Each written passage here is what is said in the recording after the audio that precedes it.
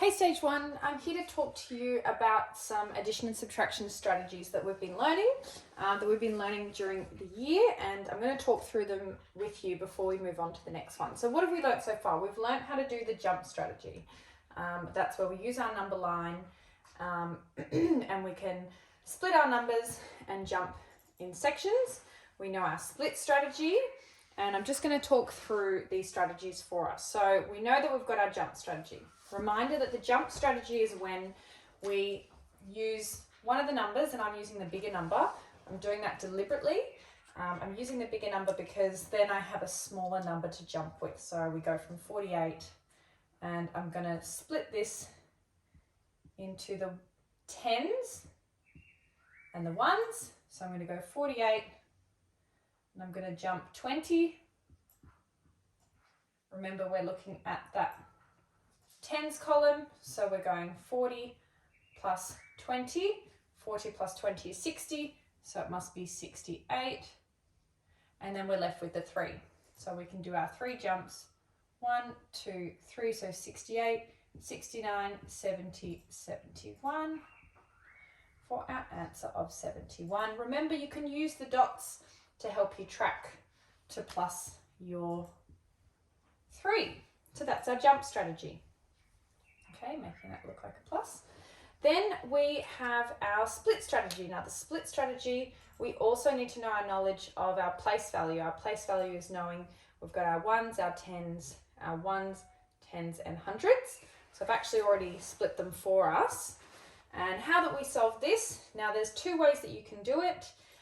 The first way that you can do it is you can add the numbers by looking at them this way, so I can see with my eyes that 100, and there's no 100 to plus, so then I know it's 100, and then 30 and 20 I know is 50,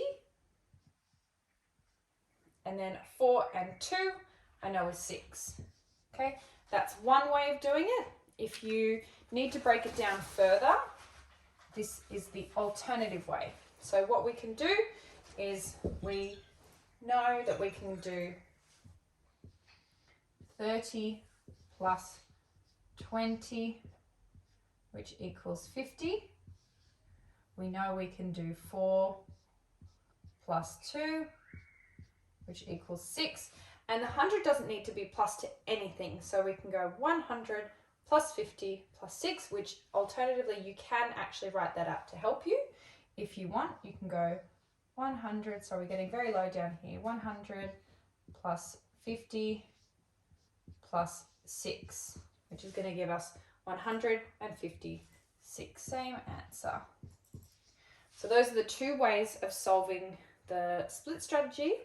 If you want to write them out on each line, there's nothing wrong with that.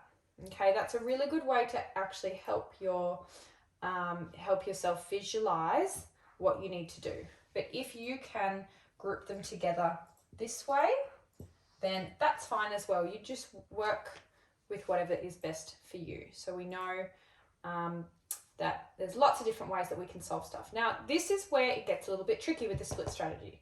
So with the split strategy, when we move into subtraction, so this is what I want to quickly go through. When we move into subtraction, I've got 46 minus 29. Now, we can go 40 minus 20. 40 minus 20, okay, which is 20. But then we have 6 minus 9, okay?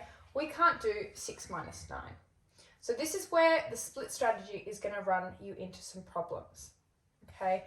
And there's a strategy that will help you. So if the ones column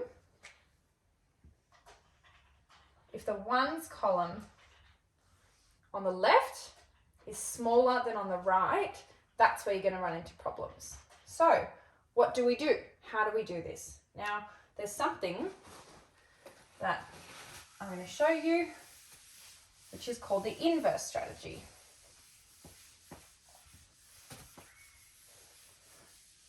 And the inverse strategy helps us with this.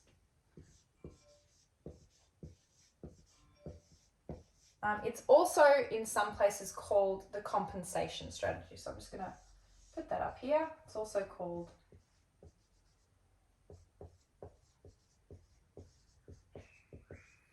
but in Australia we mainly call it the inverse strategy. So what the inverse strategy is we are working, so from memory I think it was 46 minus, I think it was 29. So the inverse strategy, there's two ways to do this. We can use our knowledge of the jump on a number line. Okay, so this is, I'm going to write maybe option 1.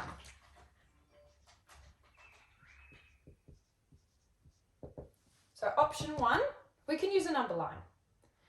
But for subtraction, what the inverse strategy does is instead of starting from 46 like this, 46, and instead of jumping down, we're actually not going to do that, because then it would just be the jump strategy. So the way that we're going to use the number line is we're actually going to do the opposite. So inverse can pretty much also mean opposite.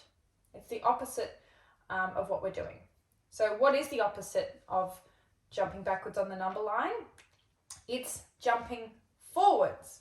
So we're going to actually start with the smaller number, which is 29. And the smaller number, we're going to jump all the way up to 46. So instead of going backwards, we're going forwards. So this is what makes it inverse, because it's backwards. So we're starting with 29. Now what I would like to do is, just to make it easier for myself, I'm going to jump to the nearest 10.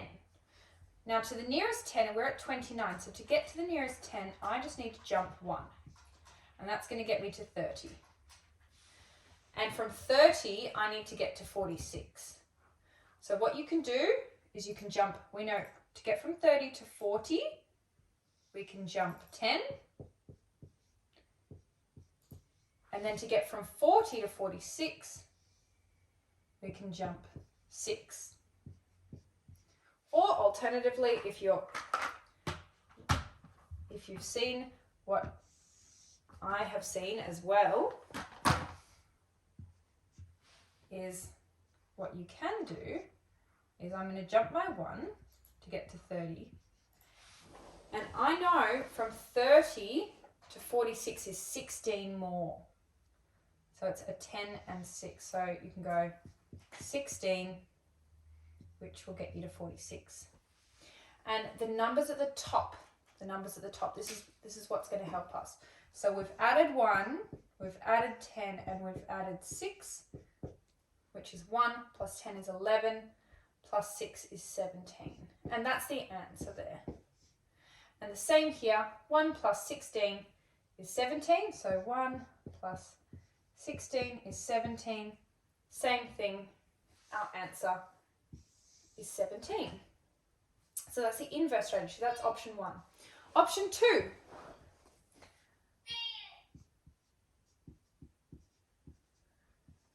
So option 2 for the inverse strategy is to use the same concept of the split.